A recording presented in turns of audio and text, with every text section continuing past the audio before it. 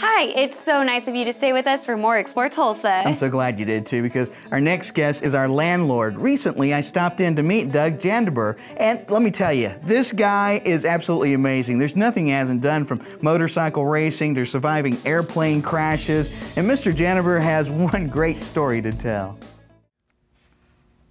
Oh yeah, I've had a hell of a time. I've had a fishing camp in Honduras. We've done 3 housing developments up in Nebraska, sold motorcycles, sold airplanes all over the country. I've crashed them in a ball of flame. So far I've come out. So I've lived at least 10 of those experiences, starting when I was 5 years old. First thing that got me into motorcycles was my father's going back on his word that he'd buy me a new pickup when I was 16. Lived on the farm. By that time I'd knocked the wheels off from under his tractor and upset his Jeep and thrown a load of hay in the ditch, and he said, son, you're just not ready yet. He says, when I feel you're ready, I'll get you a pickup. Boy, I was scored heartbroken.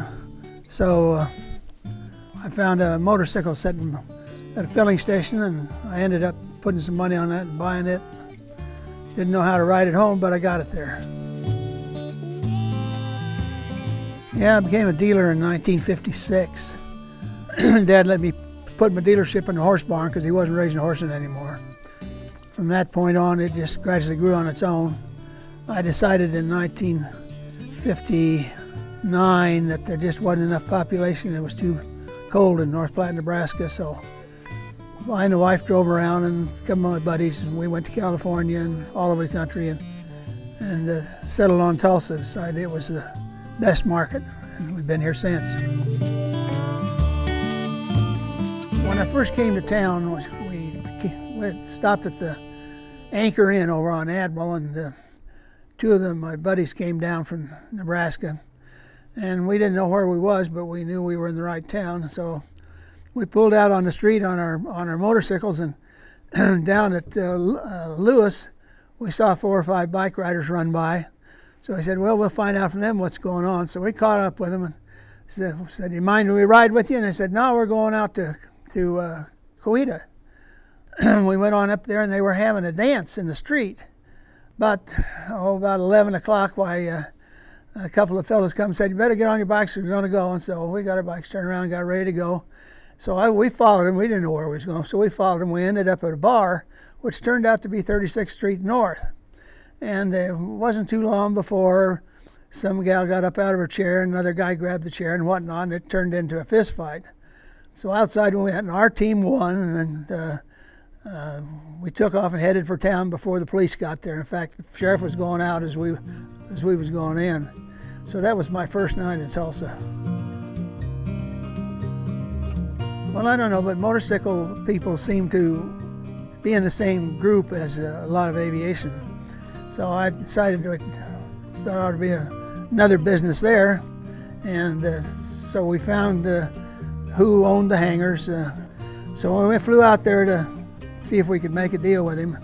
We're beating on his door, and he comes to the door and he says, what the hell do you want? We're not buying anything. I said, no, we're wanting to buy from you. He says, oh, I've had old pilots calling me forever wanting a hangar, and none of them could do nothing with them, go away. We said, well, we're here to put some money down on it, and we're going to rent them until we get them fixed up, and then we're going to buy them.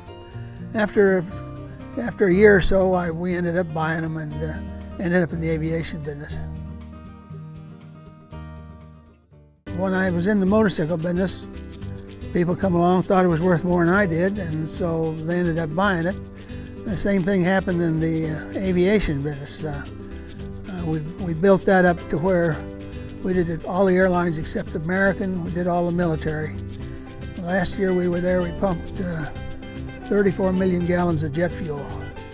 Had 72 employees, and the wife did all the paychecks by hand, and it was a lot of fun. We ended up with 5 hangars. Mercury Aviation from California came out and took it off our hands. In the business, and you have to, I mean, it's no guts, no glory.